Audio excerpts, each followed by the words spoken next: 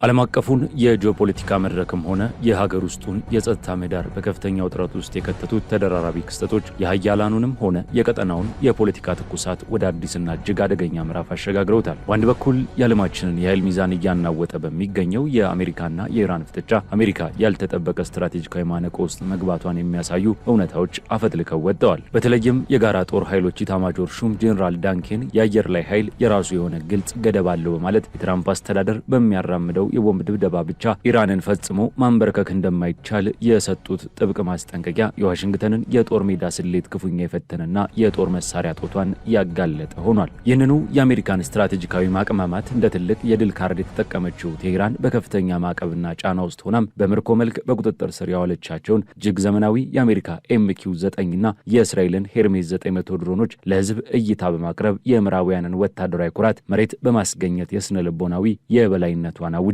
ከዚህም ባለፈ ይህ እልህ አስጨራሽ ፍጥጫ በቀጠና የፈጠረውን የጸጥታ ክፍተት ለመሙላት ሳውዲ አረቢያ፣ ቱርክና ፓኪስታን የአሜሪካን ተጽዕኖ ወደ ጎን በመተው የእስላማዊ ኔቶ የተሰኘ አዲስ የጦር ቃል ኪዳን ጥምረት መመስረታቸው የዓለም ፖለቲካ ከአንድ ሀያል ሀገር የበላይነት እየተላቀቀ መሆኑን ቁልጭ አድርጎ አሳይቷል። ከዚህ ዓለም አቀፍ የጦርነት አዙሪትና የትኩሳት ማዕበል ባልተናነሰ በሀገር ውስጥ ደግሞ በሰሜን ኢትዮጵያ በተለይም በራያ አላማጣና አካባቢው ያንዣበበው የጦርነት ደመና አጠቃላይ ቀጠናውን ዳግም ወደማያባራ እልቂት ሊያስገባው ወደሚችልበት የመፈንዳት ጫፍ ላይ ደርሷል። ህወሓት በመሆኒ ወራባዬ፣ ዳንዲቦ፣ ታኦ፣ አሳዬና ሌሎችም ስትራቴጂካዊ ቦታዎች ላይ ከባድ መሳሪያዎችንና መድፎችን በማስጠጋት እንዲሁም አዳዲስ ምሽጎችን በመቆፈር ከፍተኛ የሰው ኃይልና የመሳሪያ ስምሪት ማካሄዱ የውስጥ ውጥረቱን በከፍተኛ ደረጃ አባብሶታል። የችግሩን አድማስ ከሀገር ውስጥ ግጭትነት ወደ አደገኛ ቀጠናዊ ቀውስ ያሸጋገረው አስደንጋጭ ክስተት ደግሞ የኤርትራ ጦር በድብቅ ወደ ትግራይ ክልል መግባቱ ነው። ይህ የኤርትራ ወታደሮች ከህወሓት ጋር በጥብቅ በመቀናጀት ከባድ መሳሪያ ይዘው መግባት የኢትዮጵያ ሉዓላዊነት በግልጽ የደፈረ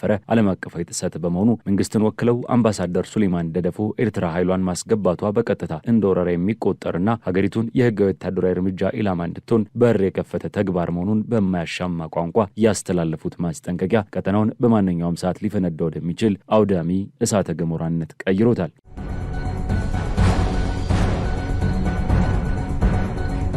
ይህ ቮይስ ኦፍ ኢትዮጵያ ዓለም አቀፍ ትንታኔ ነው። የዓለምን ፖለቲካ በሰፊው የምንዳሰስበት መድረክ። ለቻናላችን አዲስ የሆናችሁ ሰብስክራይብ በማድረግ አብራችሁን ቆዩ።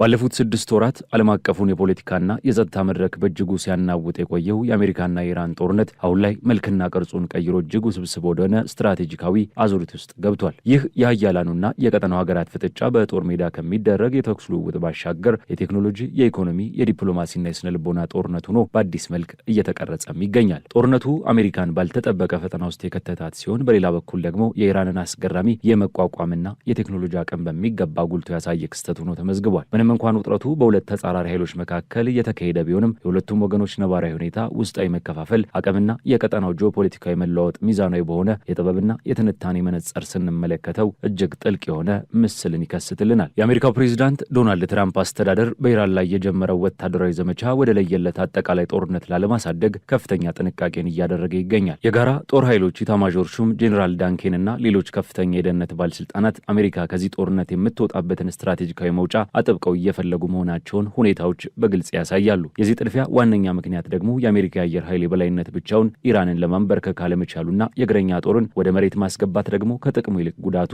የሚያመዝን በመሆኑ ነው። ከዚህም ባለፈ በትራምፕ አስተዳደር ውስጥ የተፈጠረው የእርስ በርስ መካረርና መወነጃጀል የችግሩን ጥልቀት ያሳያል። የመከላከያ ሚኒስትሩ ፒት ሄግሴትና ምክትላቸው ስቲቨን ፋይበርግ በጦር መሳሪያ እጥረት ዙሪያ እርስ በርሳቸው ጣት መቀሳሰራቸው የዓለማችን ግዙፍ ወታደራዊ ኃይል ባለቤት የሆነችው አሜሪካ በሎጂስቲክስና በክምችት አስተዳደር በኩል ያልተጠበቀ ክፍተት እንደገጠማት ያሳያል። ጦርነቱ 6 ወር ባስቆጠረበት በዚህ ወሳኝ ምዕራፍ የጋራ ጦር ኃይሎች ኢታማዦር ሹም ጄኔራል ዳንኬን ያቀረቡት ጥብቅ ማስጠንቀቂያ የዋሽንግተንን የውሳኔ አሰጣጥ ሂደት ወደ አዲስ የፖለቲካ አጣብቂኝ አሸጋግሮታል። ጄኔራሉ በተለይም ለህግ አውጪዎች ባደረጉት ዝግ ገለጻ የአየር ላይ ኃይል የራሱ የሆነ ግልጽ ገደብ አለው በማለት የትራምፕ አስተዳደር የሚያራምደው የተጠናከረ የቦምብ ድብደባ ስትራቴጂ ብቻውን ኢራንን ወደ ድርድር ጠረጴዛ ሊያመጣትም ሆነ ጦርነቱን ሊያሸንፍ እንደማይችል በግልጽ ሞግተዋል።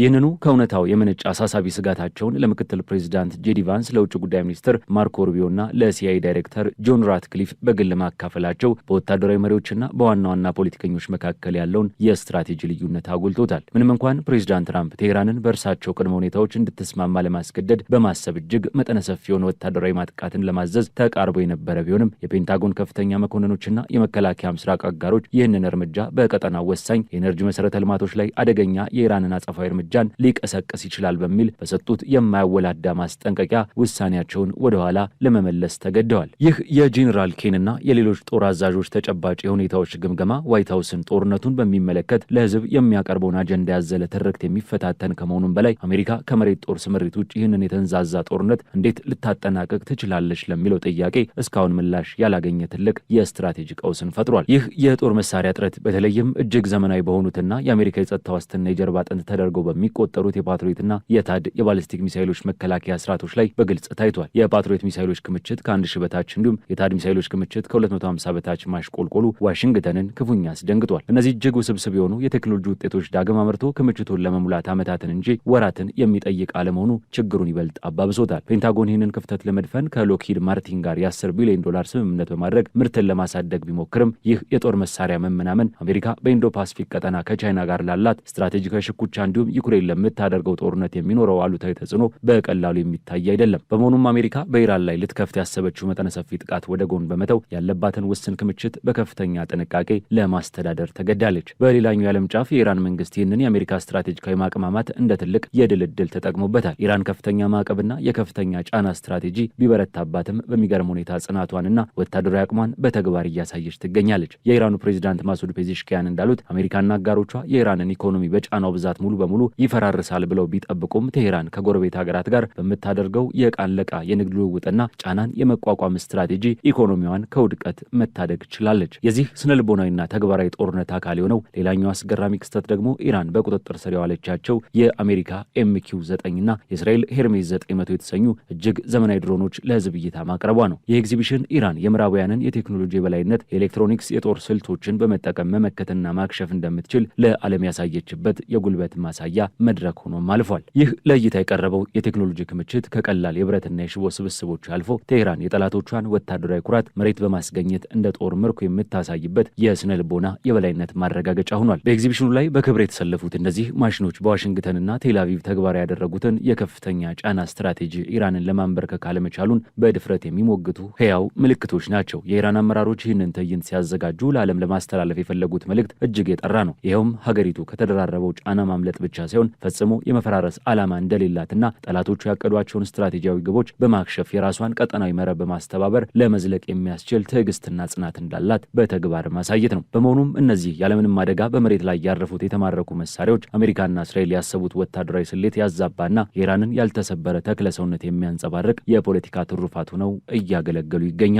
የኢራን ወታደራዊና የቴክኖሎጂ አቅም በማስመሰልና በመከላከል ብቻ የተወሰነ አይደለም። የራሷን የጦር መሳሪያ ኢንዱስትሪ በማሳደግ አርማን የተሰኘ የመካከለኛ ርቀትና ከፍተኛ የባሊስቲክ ሚሳይል መከላከያ ስርዓት እንዲሁም አዛርካሽ የተባለ ዝቅተኛ ከፍታ ያላቸው ኢላማዎችን የሚያጠፋ የአየር መከላከያ ስርዓትን ይፋ አድርጋለች። በተለይም እነዚህ አዳዲስ ስርዓቶች እጅግ ውድ ከሆኑት የውጭ ሀገር መሳሪያዎች አንጻር ወጪ ቆጣቢ መሆናቸው በደቂቃዎች ውስጥ ተተክለው ለጥቃት ዝግጁ መሆን መቻላቸውና በበርካታ ኢላማዎች ላይ በአንድ ጊዜ እርምጃ መውሰድ መቻላቸው የኢራንን የውስጥ አቅም ጥንካሬን በሚገባ ያመላክታል። ከዚህም በተጨማሪ ፋታ የተሰኘውና በሰዓት እጅግ ከፍተኛ ርቀት መጓዝ የሚችለው ሃይፐርሶኒክ ሚሳይል ባለቤት መሆኗ በአሜሪካና በእስራኤል የጸጥታ መዋቅር ላይ ከፍተኛ ስጋትን የፈጠረ የቴክኖሎጂ ምርታ ነው። የዚህ የጂኦፖለቲካዊ ፍጥጫ ሌላኛው እጅግ አሳሳቢ ገጽታ ደግሞ በሆርሙዝ ባህረ ሰላጤ ዙሪያ የተፈጠረው አዲስ ውጥረት ነው። የዓለማችን የነዳጅና የተፈጥሮ ጋዝ አቅርቦት ዋነኛ የደም ስር በሆነው በዚህ የውሃ መስመር ላይ ኢራን አዲስ የህግ ማዕቀፍ በማዘጋጀት የአሜሪካ የእስራኤልና ሌሎች ጠላት ብላ የፈረጀቻቸው ሀገራት መርከቦች እንዳያልፉ ወይንም ከፍተኛ የሆነ የገንዘብ ክፍያን እንዲከፍሉ የሚያስገድድ ህግን እያረቀቀች ትገኛለች። ኦማንና ኳታርን የመሳሰሉ የባህረ ሰላጤው ሀገራት ጉዳዩን በዲፕሎማሲያዊ ለመፍታትና አማራጭ የንግድ ስምምነቶችን ለማምጣት ከፍተኛ ጥረትን እያደረጉ ቢሆንም ኢራን ይህንን የውሃ መስመር ሙሉ በሙሉ የመቆጣጠርና እንደ ስትራቴጂካዊ ጦር መሳሪያ የመጠቀም አቅሟን በይፋ አሳውቃለች። ይህ እርምጃ ተግባራዊ የሚሆን ከሆነ በዓለም አቀፉ የኤነርጂ ገበያና የንግድ እንቅስቃሴ ላይ የሚፈጥረው ቀውስ በቀላሉ የማይገመትና አሜሪካን በቀጥታ ወደ ለየለት ጦርነት ሊያስገባት የሚችል አደገኛ ካርድ ነው። ይህ የሆርሙዝ የባህረ ሰላጤ ውጥረት ከንድፈ ሀሳብ አልፎ ወደ መሬት ሲወርድ የዓለም አቀፉን የንግድና የሎጂስቲክስ መስመር ታይቶ የማይታወቅ የቅርጽ ለውጥ እያደረገ ይገኛል። የኢራን ዛቻና በተግባር መታየት የጀመሩ ጥቃቶች ግዙፍ የነዳጅ ጫኝ መርከቦችንና የንግድ ኮንቴነሮችን ከተለመደው የቀይ ባህርና የስዊዝ ካናል መስመር በማስወጣት አፍሪካን አቋርጦ ወደሚያልፈው እጅግ አድካሚው ኬፕ ኦፍ ጉድ ሆፕ ረዥም ጉዞ እንዲያመሩ አስገዳጅ ሁኔታን ፈጥሯል። የጉዞ መስመር ለውጥ የጭነት ማጓጓዣ ጊዜን በሳምንታት ከማራዘሙን ባሻገር የመድን ዋስትና ክፍያንና የነዳጅ ዋጋን ወደ ሰማይ በማስፈንጠር ዓለም አቀፉን የዋጋ ግሽበት ዳግም እያባባሰው ይገኛል። በዚህ ወሳኝ የውሃ መስመር ላይ ከሚታየው የኢኮኖሚ ፍጥጫ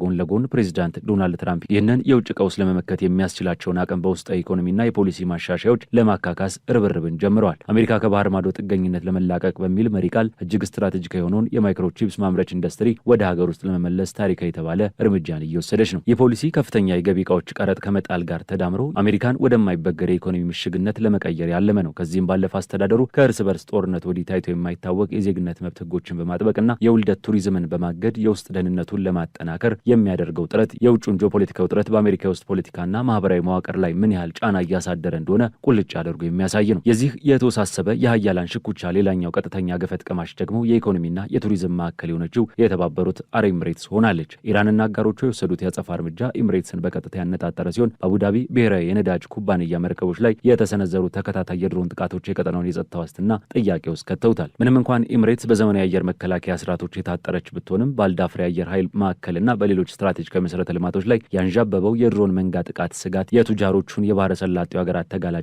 ጋድ አውጥቶታል። ይህ ክስተት ያረጋገጠው ሀቅ ቢኖር በዘመናዊ ጦርነት ግዙፍ የኢኮኖሚ አቅም ብቻውን ሙሉ የጸጥታ ዋስትና ሊሰጥ እንደማይችልና ጥቃቅን ነገር ግን እጅግ አጥፊ የሆኑ አዳዲስ ቴክኖሎጂዎች የጦር ሜዳውን ህግጋት ሙሉ በሙሉ እንደቀየሩት ያሳያል። ከቀጥታ ፍጥጫው ባለፈ የውክልና ጦርነቱ የቀጠናውን የጸጥታ ስነ ምህዳር ይበልጥ አወሳስቦታል። በየመን የሚገኙት የሁቲ ታጣቂዎች በሳውዲ አረቢያ የድንበር ከተማ ናጅራን ላይ የሚያደርሱት ተደጋጋሚ ጥቃትና በሳውዲ የነዳጅ ማውጫዎች ላይ የሚሰነዝሩት የሚሳኤልና የድሮን ጥቃቶች ሳውዲ አረቢያን ከፍተኛ ስጋት ውስጥ ጥሏታል።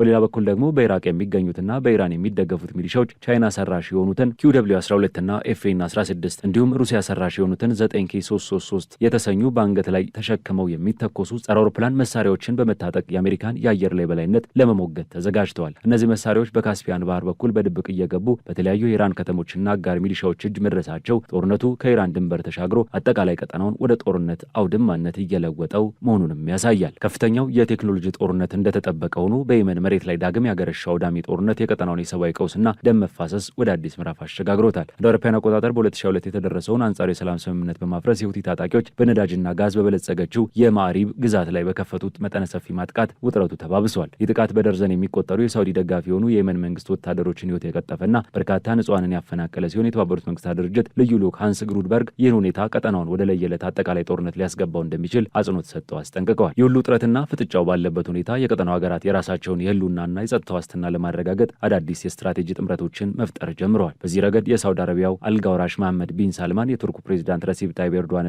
የፓኪስታኑ ጠቅላይ ሚኒስትር ሻባዝ ሻሪፍ በጋራ በመሆን አዲስ የጦር ቃል ኪዳን መመስረታቸው እጅግ አስገራሚ የጂኦፖለቲካ ሽግግር ነው። ይህ የእስላማዊ ኔቶ የሚል ስያሜ የተሰጠው አዲስ ጥምረት በአንደኛው ወገን በየትኛውም አባል ሀገር ላይ የሚሰነዘር ጥቃት በሁሉም ላይ እንደተሰነዘረ ጥቃት ተቆጥሮ የጋራ ምላሽ የሚሰጥበት ጠንካራ መከላከያ ሲሆን፣ በሌላ በኩል ደግሞ አሜሪካ በቀጠናው ላይ ያላትን ተጽዕኖ እየቀነሰ መምጣቱን የሚያሳይ ሆኗል። ፓኪስታን በ10 ሺዎች የሚቆጠሩ ወታደሮቿን ወደ ሳውዲ አረቢያ ለማስገባት መስማማቷ፣ ቱርክ ዘመናዊ ድሮን ቴክኖሎጂዎችን ለማካፈል ቃል መግባቷና ሳውዲ አረቢያ የፋይናንስ ጡንቻዋን መጠቀም መጀመሯ አዲሱን የኃይል ሚዛን አጉልቶ ያሳያል።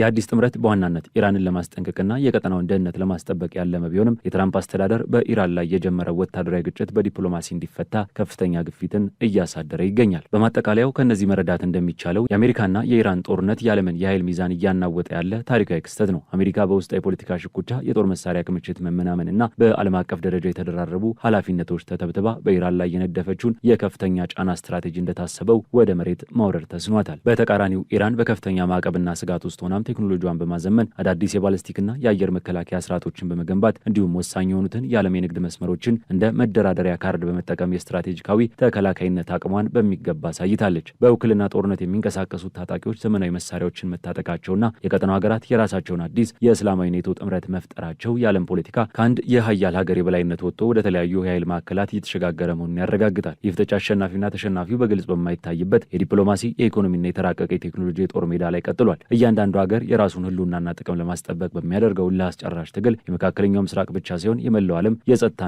የኢኮኖሚ ጣፋንታም በዚሁ ስትራቴጂካዊ ሸረሪት ድር ውስጥ ተቆራኝቶ ይገኛል። በሌላ በኩል በሰሜን ኢትዮጵያ በተለይም በራያ አላማጣና በአካባቢ ያለው ወታደራዊና ፖለቲካዊ ውጥረት ከምንጊዜውም በላይ አይሎ ወደ ከፋ የጦርነት ቀውስ ሊያመራ ወደሚችልበት የመፈንዳት ጫፍ ላይ መድረሱን የሚጠቁሙ እጅግ አሳሳቢ መረጃዎች እየወጡ ይገኛሉ። ይህ ውጥረት በዋናነት በፌዴራል መንግስትና በህዝባዊ ወያኔ ሓርነት ትግራይ ህወሓት መካከል ያለውን መፋጠጥ የሚያሳይ ሲሆን የውጥረቱ መባባስ ቀጠናውን ዳግም ወደማያባራ የትጥቅ ግጭት ሊያስገባው እንደሚችል ማሳያዎች አሉ። እንደ መረጃ ምንጮች ህወሓት በራያ አላማጣ መስመር ከፍተኛ የሆነ የጦር መሳሪያ ክምችት፣ የሰው ኃይል ስምሪትና ጠንካራ የምሽግ ዝግጅቶችን በማካሄድ ላይ ይገኛል። ይህ እንቅስቃሴ ሁለቱን ወገን ውጥረት ወደማይቀለበስ ከፍተኛ ደረጃ ያሳደገው ሲሆን በተለያዩ ቀበሌዎችና ስትራቴጂካዊ ቦታዎች ላይ እየተደረጉ ያሉ ወታደራዊ እንቅስቃሴዎች ጦርነት ለመጀመር ከጫፍ መደረሱን በግልጽ የሚያመላክቱ ናቸው ተብሏል። የህወሓት ወታደራዊ ስምሪትና የመሳሪያ እንቅስቃሴ እጅግ በተቀናጀና ሰፊ ጂኦግራፊያዊ ስፋትን በሸፈነ መልኩ እየተከናወነ መሆኑን ዝርዝር መረጃዎች ያሳያሉ። ለምሳሌ ያህል በመሆኒ ወይም ራቢያ ተብሎ በሚጠራው አካባቢ በተለይም በገረባ ባጎስና በገረባ አገው መካከል ቀደም ሲል ተቆፍሮ በነበረው ምሽግ አካባቢ ከፍተኛ የሰው ኃይል ማጓጓዝ